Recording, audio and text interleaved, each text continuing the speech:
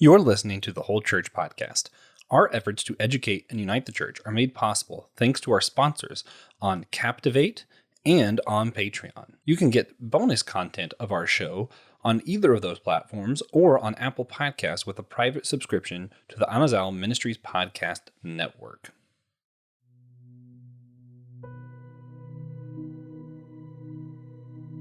Philippians chapter 2, verses 12 through 16 in the Christian Standard Bible. Therefore, my dear friends, just as you have always obeyed, so now, not only in my presence, but even more in my absence, work out your own salvation with fear and trembling. For it is God who is working in you both to will and to work according to his good purpose. Do everything without grumbling and arguing, so that you may be blameless and pure, children of God who are faithless and who are faithful in a crooked and perverted generation, among whom you shine like stars in the world, by holding firm to the word of life. Then I can boast in the day of Christ that I didn't run or labor for nothing. St. Paul is writing here, and he writes to the church at Philippi about working together with God for their salvation, and working with one another on their salvation. The scripture here tells the reader to refrain from grumbling and arguing. How can avoiding this kind of rhetoric add to our salvation? Well, the grumbling and it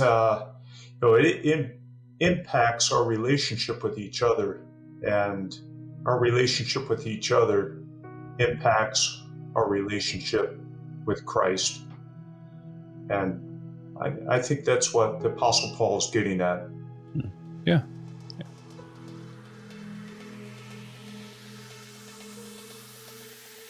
Hey everybody, welcome to the Whole Church Podcast, possibly your favorite church unity podcast. Again, if you have others, let us know, and we'll have those other podcasts on our podcast, and we'll have a giant unity collab episode. It'll be fun. But hey, in the meantime, I am one of your co-hosts, Joshua Noel. I am not joined by your other co-host, TJ Tiberius Juan Blackwell, the greatest co-host of all time. He's actually on vacation in Dollywood, which I assume is his God moment for the week. More on that later. But I am joined by a fantastic guest, Dave Snyder of the Embracing Racial Unity nonprofit organization. And that's exactly what we're going to talk about, that organization and his involvement in that. Dave, welcome to the show. Thanks for having me on, Joshua. Yeah. Is it Dave, Mr. Snyder, Brother Snyder, Doctor? Should have asked that beforehand. Dave works well. Okay. Yeah. Sorry. I always forget to ask him. I'm just like, oh, we'll just start talking because I don't know. I like podcasting. I get excited about it. Hey, so listeners, as you know, I'm not good at TJ's parts. I'm going to try. Check out the other shows on the Amazal Ministry Podcast Network. I do Dummy for Theology. TJ and I are both on Systematic Geekology. There's a few others. Right now, Let Nothing Move You, going through the plagues of Exodus, and I'm having a lot of fun with that one. So check out that show. We also want to encourage you to go to our store. You can buy merch like this t-shirt, super comfy, represent the podcast. We always appreciate your support and whatever way you can give it, even if you're just rating, reviewing, and hitting subscribe wherever you're listening. So all that's helpful. And with that, we can jump to my favorite form of unity, a sacred practice on our show of silliness that we do, where we always kick it off with a silly question. Today, as always, I will go first, give you time to think about it. Our question is, if your home had an animal mascot, which animal would it be? It's a little easier for me because we have like 4 pets. So we have a dog who's this very loud beagle you may hear in the background occasionally. A very tiny chihuahua that makes absolutely no noise. She's barked like 10 times in her whole life, and she's like 7 years old now or something. And we just got a kitten, and we have a full older cat. I think the Chihuahua would be the mascot. She's just so cute and basically one of the only things my wife likes to talk about. So I think the Chihuahua would just have to be the mascot of the other home. And I think the other animals would be fine for that because the old cat doesn't care and the other animals don't sit still long enough to care. Dave, if your home had a mascot, what would it be? I'm going with the Texas Healer. They can run forever. All right. And they're high energy. Ooh, those are fun dogs. I love a good dog. All right. Well, with that, then we can go ahead and jump into the main part of our show. And first thing, we found that really helps engender unity amongst the whole church is to hear one another's stories. So would you mind sharing with us just some of your own personal faith journey? Oh, my faith journey. Um, so I grew up in the church. I consider myself a white evangelical, and I came to Christ at a very young age. I'm guessing maybe 4, and recommitted myself coming out of college, and was a developed a missionary heart as a young adult. Took my wife and at the time 2 young daughters over to China for a school year, and yeah, that's the brief highlights of my faith journey until the more recent transformational experiences. Are those some of the stuff we might be talking about later with the organization, or are they separate from that? Yeah, I expect so. You know, I come from a mixed marriage. I grew up in following the Wesleyan tradition, and I married into the Calvinist tradition. But I attend 10-day Presbyterian church. It was nearly all white, 170 years proud tradition, and a community that in the 70s, the community became 70% Black. Construction projects displaced African Americans in the downtown region in the late 50s and the 60s. And by the 70s, they were pushing into that affluent community. And, um, you know, I believe our church leaders knew that, well, when the community became 70% Black, there were Black churches less than half a mile away. And our church really didn't have meaningful interaction with them. And I believe our leaders knew that that wasn't unity, but they didn't know how to bridge the gap. And I know that, for decades they were praying and even changed the mission statement, hoping that we could find a way to connect with the community.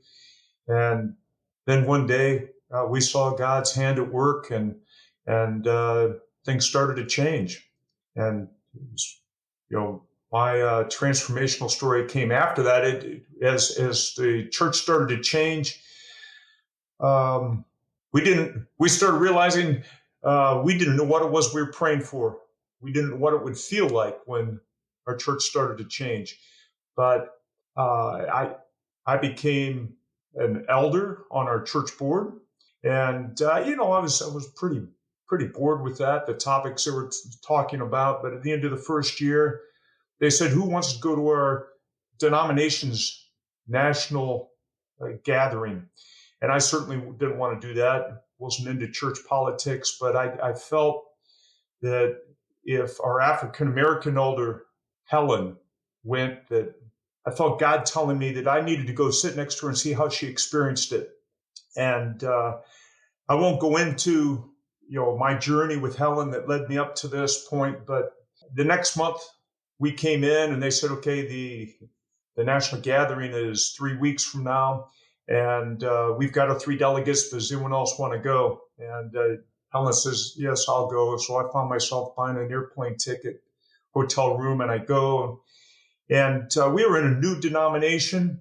I walked into the room, 3,000 people. I could count less than 10 people of color. But to the denomination's credit, they had multi-ethnic breakout sessions. And so I'd signed up for the breakout sessions. At the end of the first session, they asked for questions, and Helen shoots her hand up. She says, "I go to a church that's 50-50 Black and white, and only 2 of her 15 elders are elders of color. And so I feel compelled to share that I go to a church that's 92% white, 8% Black, and just last month, 3 of our elders were elders of color. And isn't it a coincidence the name of my church is the same name as Helen's church?" Joshua, I didn't say that, but I'm thinking that, right? And I catch Helen in the hallway afterwards, and I say, "Helen, we're not 50-50 Black and white." So we grab our box lunch, we sit in the corner, and the first thing she tells me is that she's talked to every elder of color, and they've expressed that they feel like they've not been heard. And I need to translate for you, Joshua, what that phrase elder of color means, because really what she means or meant was elder and deacon of color, because in our 170 years, we'd only had 5 up to that point. And that night, I'm laying in bed, I should be sleeping, and I'm thinking, I would never tell someone I feel like I'm not being heard, because I worked in the corporate world. I got paid to persuade people.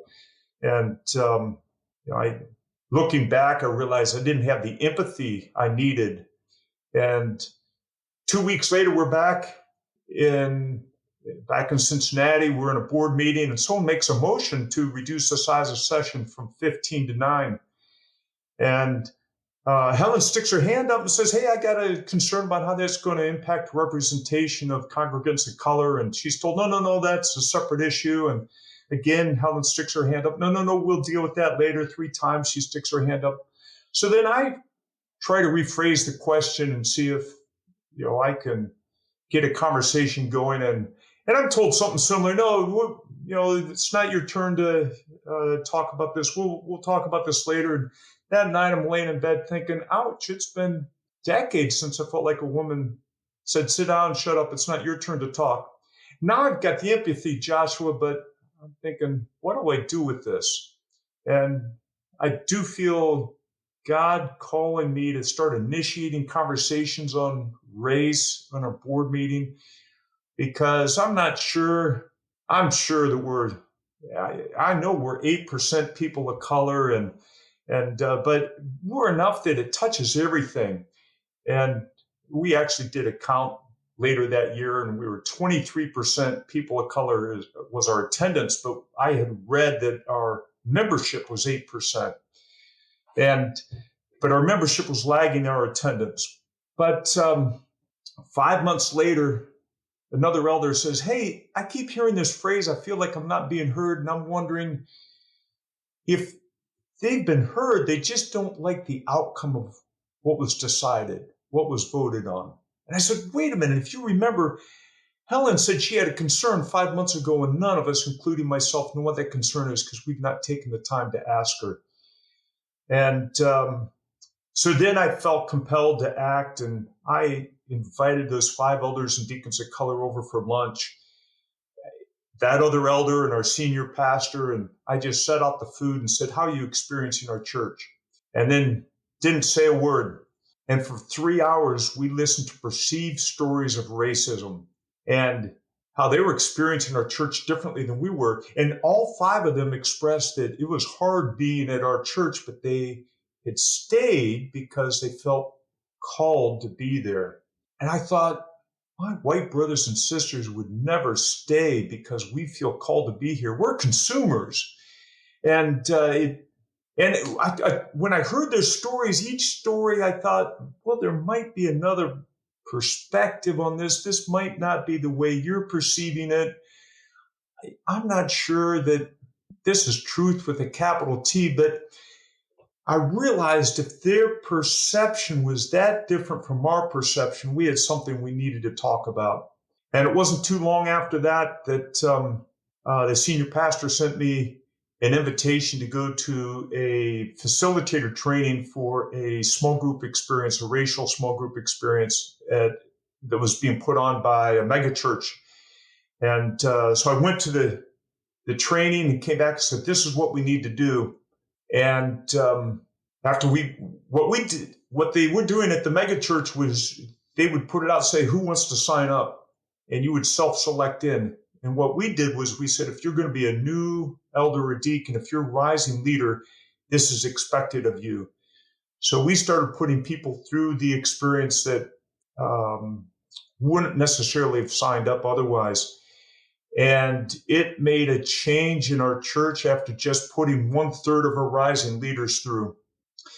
The next year, I asked the senior pastor, when we went to do the experience again, I said, "Can you measure the impact of our having done this last year?" And he said, "Now when topics of race come up, we don't have gut reactions. We can have discussions on whatever it is that comes up." So, man, there's a lot to unpack there, but you mentioned that when you had these people of color over for your dinner, leaders at your church, they were telling stories of perceived racism. Could you kind of give us some examples? Because I think a lot of people think of this like racism as someone says the N-word or someone is not willing to serve someone of color. And it's like they only think of these blatant examples. But I think a lot of the times, in my experience, when I talk to other people of color, a lot of the things that they're talking about are stuff that I might not think of immediately when I hear the word racism. But when I hear their experience, I'm able to say, okay, I kind of see where you're coming from. It's just not exactly what I thought of when you first said that word. Yes. So one of the gentlemen, he's 6'6", and he's nice and athletic. He said that his first time coming through the door, he followed someone through the door, and somebody greeted that individual, shook their hand, and then looked up and saw this big black man and turned away. And you know, I see myself being in that position. You know, we don't know what's in the hearts of people and what's behind that. We had an African couple that when our church was very few people of color in our church, we had an African couple, a family that was there for several decades. And we had a time where, you'd confess your sins, and then you would greet the people around you. And during that time of greeting the people around you, somebody walked up and said, "Welcome to our church." And, she'd been there for decades at that point. There was also just how we did our deacon meetings and our elder board. Being a white church, we were very business-like. We ran it like a corporate board meeting. We'd start on time. We'd jump right into the agenda. And what they were used to was more time in prayer, more discernment, and just a different rhythm.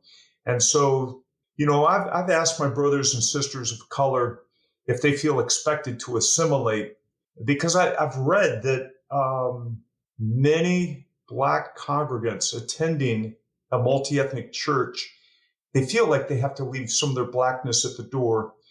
And some of those congregants have said that they don't feel they can be as expressive. Well, we're a Presbyterian church, so we're at the far end of not being expressive. And there's other stories like that of feeling like you can assimilate. I think it didn't come out of this meal together, but as we were talking, one key issue that did come up was the senior pastor noted to me that we had 5 staff members of color that were no longer on staff. And you could point at each of those and say, there's a reason why they're not here. I understand that reason. But each of the 5 had expressed that when there was personal conflict, they always felt that they had to apologize, but the white person involved didn't have to apologize. And so that kind of suggested that we were using white rules to determine who should be offended, who shouldn't. And, we didn't even think about things like that. Or I had a staff member share with me that they were in a meeting and they laid out a suggestion for doing ministry different. And somebody across the table said, "Where did that idea come from?" And, this pastor felt that if the senior pastor had suggested an idea, they would have just assumed it was his idea and not asked, where did it come from? So, until we start having conversations, we have no idea how our Black brothers and sisters are experiencing our church in a different way than what we are. Mm-hmm. Yeah. So a few of the other things I've heard of, and this usually gets classified under like the microaggression kind of conversation. And this same kind of topic comes up if we're talking about unity cross gender or even like generational unity, older and younger people. A lot of that stuff also comes up. It's not just like representation or how we're treating people directly. Sometimes it's something as simple as like expectation. So I had two different examples in mind. One is there's kind of this assumption that our pastors or leaders should have gone to certain colleges, got certain degrees, et cetera. And anyone can get those degrees, but usually what you find is the people who are in the minorities tend to be in areas where they're not able to afford and get all the scholarships to be able to go to those places. So they don't have the opportunity up front. Then they don't have the opportunity on the back end because they never got that opportunity up front. So the whole system is kind of working against them. Whereas a lot of times, maybe they got their experience hands-on. They mentored under a pastor because that's what they were able to do. And that experience, in my mind, can be valued just as much as education. The other one is music. Music is one that gets brought up a lot that I've heard of how often it's just the current modern white people music. And it's not necessarily the old hymns that some of the older people want to listen to. We ignore those, or some of the people from the kind of black hymn genre, or, a lot of those old gospel songs that they're used to.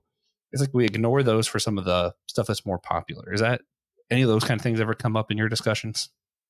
We have, I feel that our church did well with the music, that early on, even when we were 2-3% people of color, that the senior pastor made an effort to get some diversity in the music. And we ended up with a black associate pastor who was in charge of the worship music. And his idea was to go out and hire some Cincinnati Conservatory music students that were people of color to come in and lead worship. We had on the worship team a Puerto Rican couple who would, were singing a That's modern cool. song, but they would sing a verse in Spanish.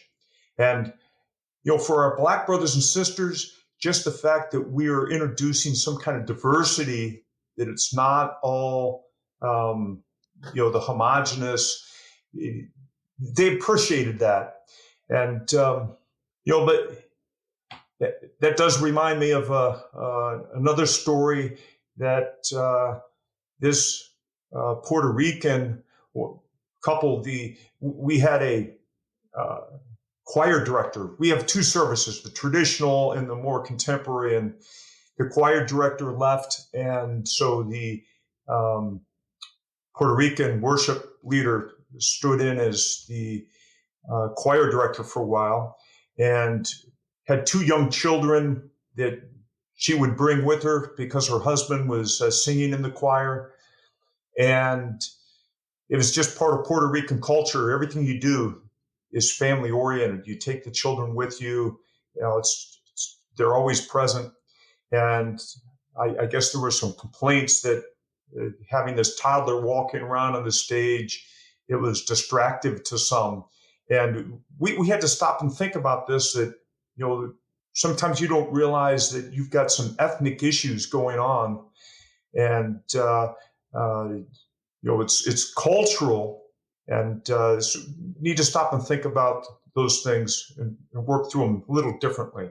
Yeah. I mean, I'm going to backtrack one more time before we were able to move forward.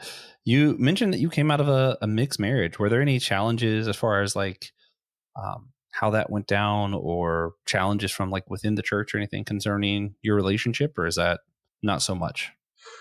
When we were missionaries, no, it's, when that was not a challenge at all. In fact, when we said, hey, we're going to quit our jobs and go be missionaries, we found that everybody came around us and patted us on the back and opened up their wallets and said, hey, we really support you in doing this. And in some ways, it feels a little bit different when we start talking about building unity within our own community and within the church.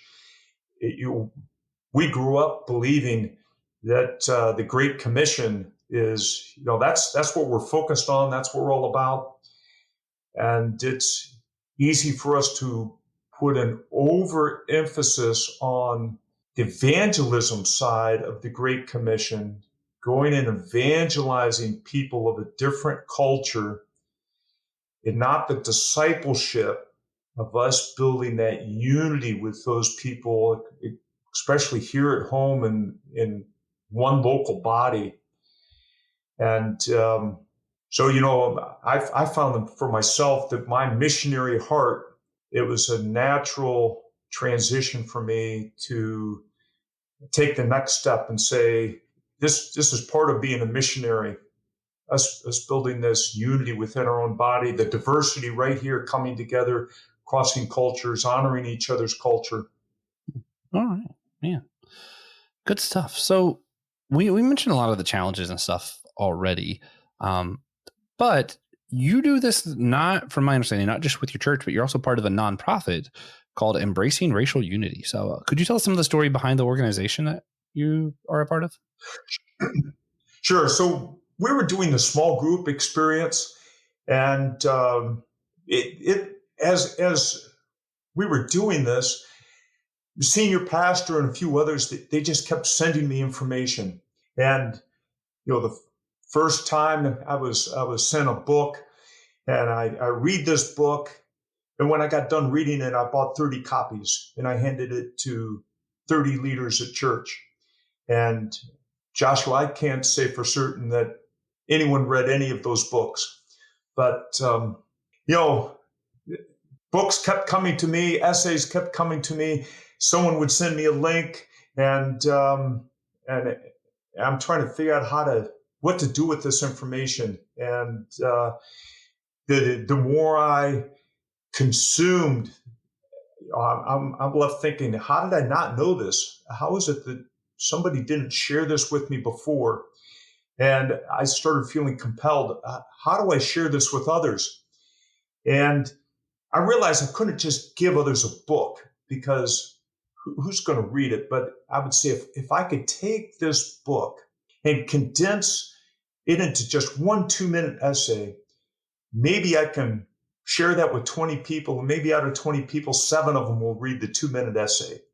And so I started writing 2-minute essays based on these books that were coming to me, and ultimately that led to putting them on a website in an organized format that if you went through, we now call it Embracing Unity Academy.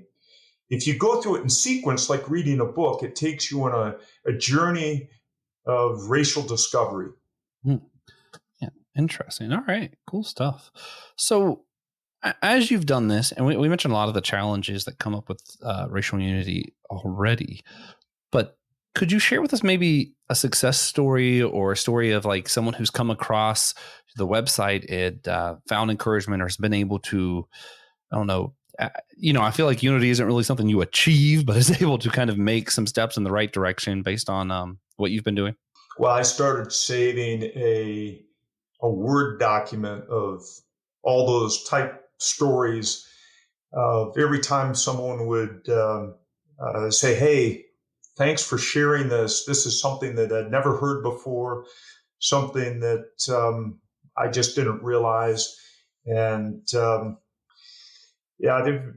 most of them are along that theme of coming to a realization of something that they didn't realize either about American society or the evangelical movement. So would you say that some of the racial issues we've talked about or that we're facing is more of a uniquely American thing, or do you think this still happens in other countries that they're just facing it maybe differently, but the same issues? There are a number of aspects that I believe are uniquely American.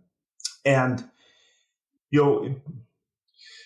coming out of in the second Great Awakening after the Civil War, we had Charles Finney.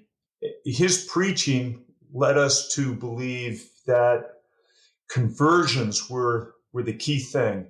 And if we could just evangelize people and transform their hearts, everything else in society would take care of itself. And that overemphasis on evangelism then kind of contributed to us having a lesser focus on some other aspects of discipleship.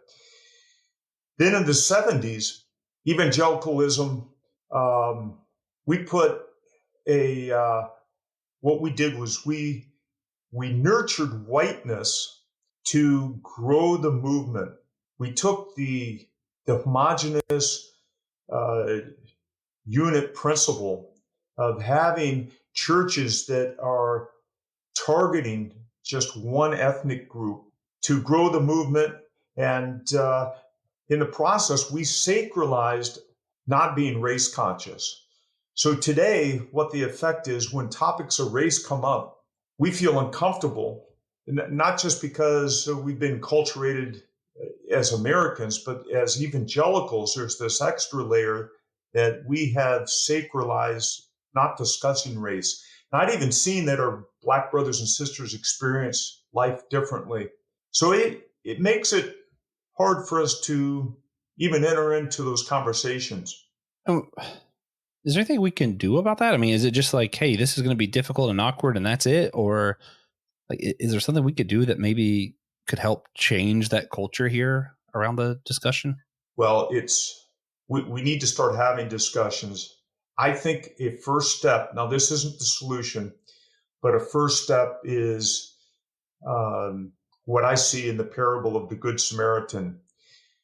The parable of the Good Samaritan, this young man comes to Jesus and says, what do I do to inherit eternal life? Love God with all your heart, soul, mind, and strength. And the second commandment is like unto that, love your neighbor as yourself. And he says, but who is my neighbor? So Jesus tells this parable to illustrate who his neighbor is. And he inserts this Samaritan into the parable, which would have invoked a gut reaction among all of his listeners. He was convicting his audience of their racism or ethnocentrism. And for me, I was convicted that I needed to start making more people at church, more the Black congregants at church, my neighbor. And when I say my neighbor, I don't view everybody in the world as my neighbor. You know, I've got a family that's just a few people, close friends, not that many, and neighbor is a tight circle. You know, we've not had 10,000 people into our home for a meal. It's just a small number of people. But I realized I needed to be deliberate about developing a deep relationship with congregants of color that would then give me an awareness, because I've got blind spots, an awareness of how they're experiencing life differently. Yeah. That's good. So this might be a little bit of a weird question. In America, one of our justices on the Supreme Court, Justin Thomas Clarence, he coins this phrase: the best way to get rid of discrimination on the basis of race is to get rid of discrimination on the basis of race. And what he was trying to say with that thing is, like, he was trying to say that basically the best way isn't to flip it on the other side and all of a sudden we show favor to the other, but rather to just stop showing favor to anyone. I'm curious how you take that, because there is an argument, especially in our country, of like, do we show favor to those who have been marginalized and disfavored for so long, or do we just stop showing favor to anyone at all and just start treating everyone equally? And I think that's a big question when we're talking about race, not just in the church, but in general. I've got a couple stories that would give a different perspective on that. I was told, if you have such a passion for raising up leaders of color within our church, you should be on the nominating committee. So then next year, I found myself on the nominating committee. There were 6 of us, and I shared with the committee my vision for raising up leaders of color. Everybody in the room said, let's do it. So 3 months later, we're looking at all the candidates, and all the candidates are white. Well, why is that? Well, our process is that anyone can nominate whoever they want. But who does the nominations? The people that nominate are the people who have been leaders, and they know the importance of nominating leaders. And so the people who have been in the church for 4 or 5 decades, who are they going to nominate? They're going to nominate those that they've been in small group Bible studies with for 4 or 5 decades. And so the first thing for me was that's what led to me feeling convicted. I started needed to be making neighbors of some of the, some of the black congregants because I realized I didn't know those who'd been in our church for 5 years or less, whether they were qualified or not. And we have started doing work to search out and find uh, black congregants that can be capable leaders. And, what we've found is that they are not less capable than those of us, the white congregants that have been in the church 4 or 5 decades. It's just that we don't know them as well. And it could be that they are also maybe hesitant to jump in and be leaders. So we have to work a little harder to convince them. I was having a conversation with another elder. When I suggested on our elder board that we start raising up leaders of color, two elders called me in private and said, I don't see color. I'd be just as happy if we had 9 black elders on our elder board. And I said, well, I wouldn't, because we're not trying to become a black church. And to effectively lead a church that has multiple ethnic groups, we need to have leaders that reflect those ethnic groups. So the example I gave to him was I had a daughter who went to Miami University in Ohio. And I said, I imagine that when she went, when she was a student there, that the president got together with his board of regents, or whatever the governing body is, and said, okay, we're 2% African American on campus, but within 5 years, I'd like that to be 6%. I said, no, I expect they brainstormed, how do we get there? The things that they came up weren't, let's lower standards. They said, well, we need to start targeting black high schools. We need to start finding financial aid, not just for the white students, but for that targets black students. We need to have greeters on campus that when those black students show up, that they see a face of color. And I know that they did that because my daughter, who's adopted from China, she was one of those students that would greet them so that they would see something that's okay. Maybe this isn't a all-white school that we're not going to fit in. And there's a number of things you do. There's a business leader here in Cincinnati that says that to diversify your organization, you don't need to reduce your standards. You just need to search longer. You need to start searching in new places and with new methods. Yeah. No, I agree. No, I agree with all that. I think so. Part of the challenge, sorry, it goes back to one of the big gender things in church that I've heard, and I don't have a solution for this, but it's a problem that I'm able to see and say, yep, no, that's definitely a problem. I know, I'm sure you've heard of the Mike Pence, Billy Graham rule, where you're not supposed to be alone with a woman ever, yes, unless you're in a public space. You can't just meet one-on-one. And I understand the mindset of like not putting yourself in a position of compromise or where, you might whatever, or anyone could say anything inappropriate. But the problem has occurred that's been brought to my attention is that a lot of young women who want to be leaders in the church don't get as much time with the pastor because it's harder for them to get time with the pastor than it is for the men. And then, who the pastor ends up saying, hey, you're going to be a great young leader in the church. And, pick the people he spends more time around, which is the boys. And it creates an obstacle where it's more difficult for women to get in those leadership positions because they can only meet with the pastor or with the church leaders in very specific situations. And it's one of those, like, I understand the heart of it. I don't think that people are like, here's how we'll keep women out of leadership positions.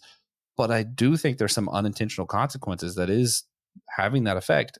And we see the same thing when we're talking about like issues of race and stuff of, if we don't have people in these leadership positions that are women, that are people of color, that are, whatever, it becomes harder for more people to want to be involved because it becomes just, white guys helping other white guys. And even if it's not intentional, that's just what happens.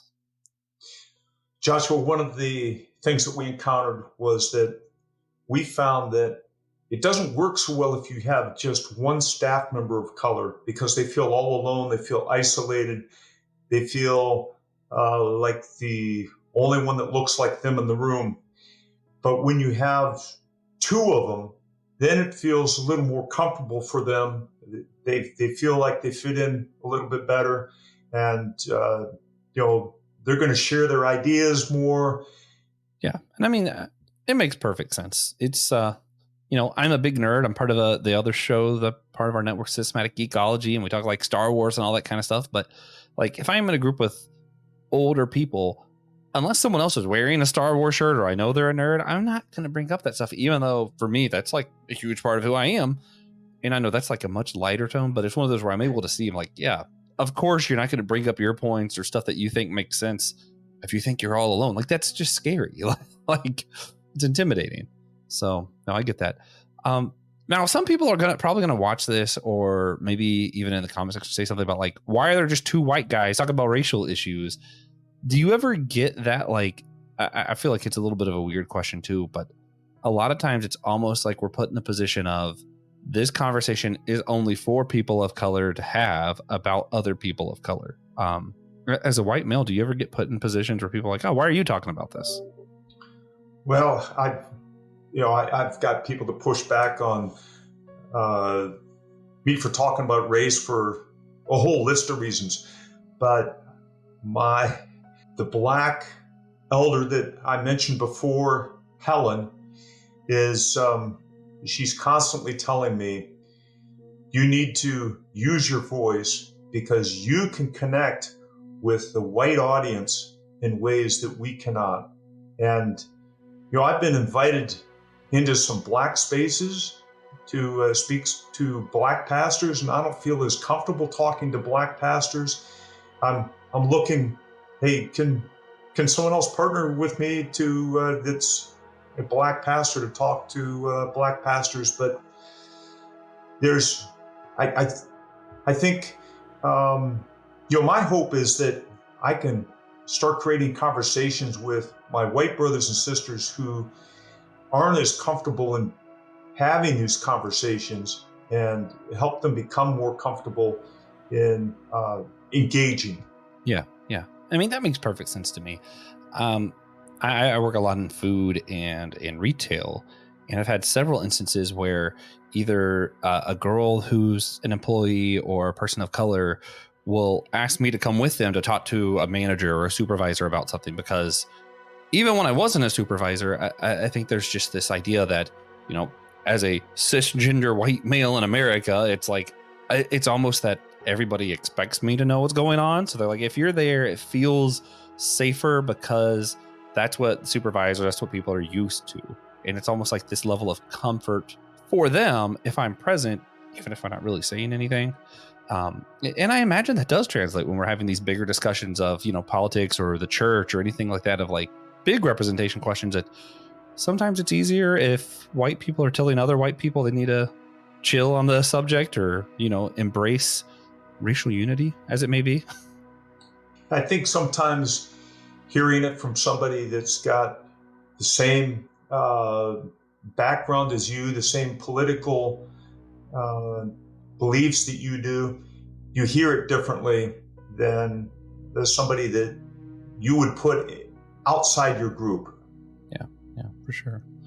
So one of the things we like to do for every guest that comes on our show, we just like to ask, if you had a single example, this is, we're talking about embracing gender unity, I think it would be appropriate if we made it along these lines.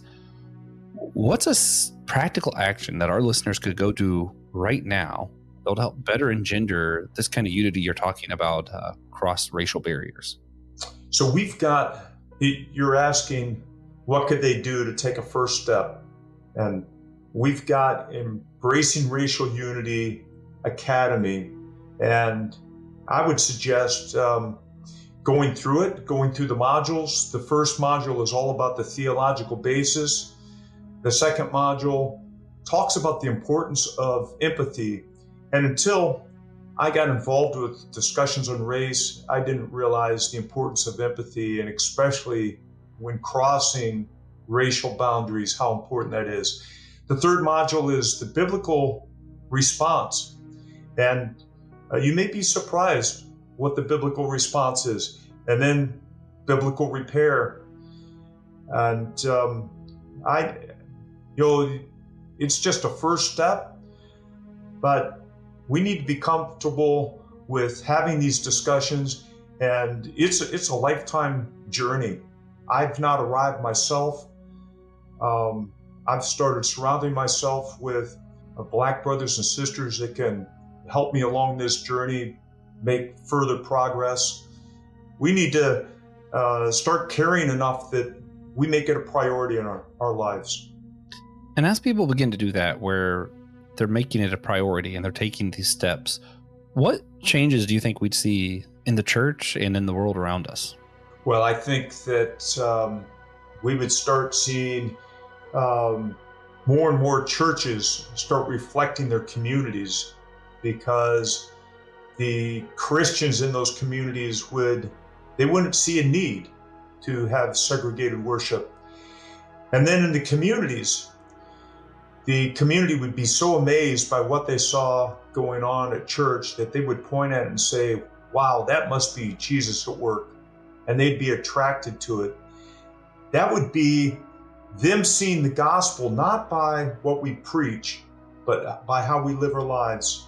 And as those two things happen, we would see so many other aspects of society change.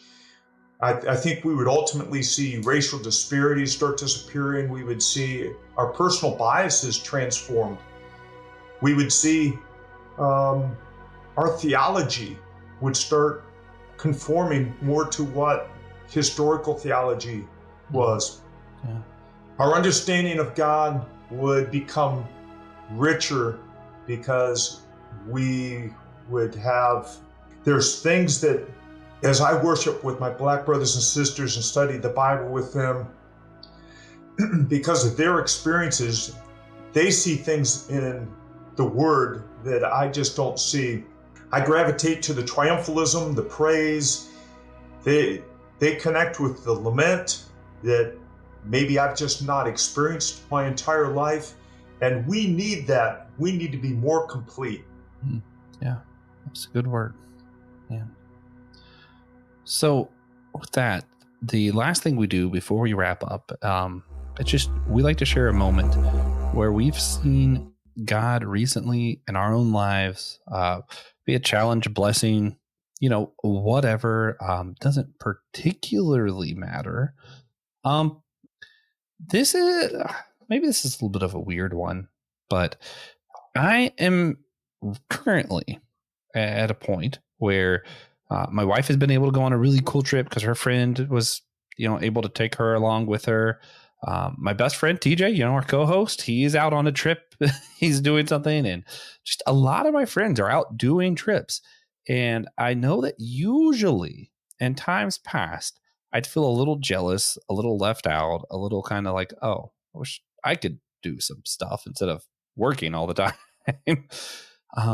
But man, really this week I've just been filled with so much joy and happiness that these people in my life are able to go do these things and have a good time. And I don't know. I guess the God moment is I feel blessed that I no longer have to hold on to jealousy, but instead am able to be free to appreciate and be happy for my friends and wife, that they're having good times.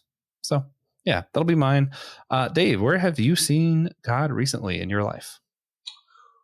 Well, looking forward to going with my wife to Glacier National Park in August. Ooh, cool. And that's I guess that's not the recently, that's the where it is we're going. But if I was to say recently, it was I thought I was struggling with a Achilles problem, and it turned out to just be a lesion at the end of the tibia, which I was able to cut off a piece of masking tape, put it over the check engine light, and ignore the pain and start running again. Well, I mean, that's good. That's good. Better than the more serious options, I guess. Yeah. Man, praise God.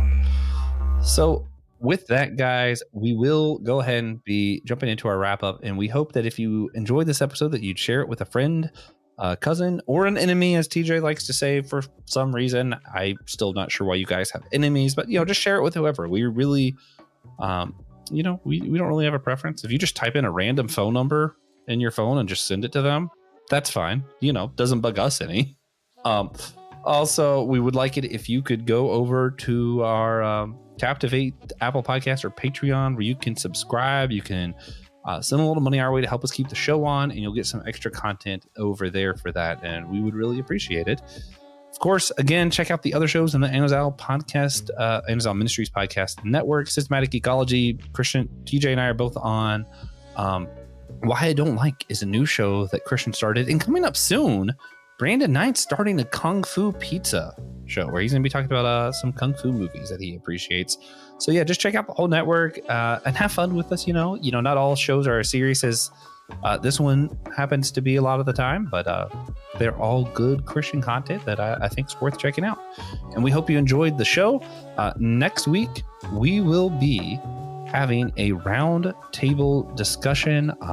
We're going to be joined by a few different people to discuss whether or not the church should be bipartisan in politics, nonpartisan, or whether the church should just, what should the church do when it concerns the political times that we're in. After that, we're going to have a special episode. It's a bit of a weird one. We're going to be reviewing an upcoming album, Songwriter, by Johnny Cash. And then we're going to discuss some post-mortem Christian works with Nick Polk and Brandon Knight. So expect some Tolkien, some C.S. Lewis talk along with that. It'll be good. And after that, we'll be joined by Pastor Derek Seagraves of the Sanctuary Church in Eagle River, Alaska. Finally, at the end of season 1, Francis Chan will probably be on. He doesn't know about it, but if enough people bug him, he'll probably agree, and then we'll see Francis Chan. So go bug Francis Chan to be on the show. All right, thank you guys for listening.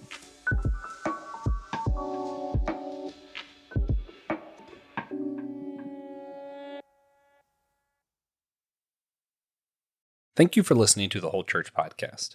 Again, you could always sponsor our show at patreon.com/the Whole Church Podcast, or on captivate.fm, or on Apple Podcast. You can also leave us a one-time tip through Captivate. Thank you for listening.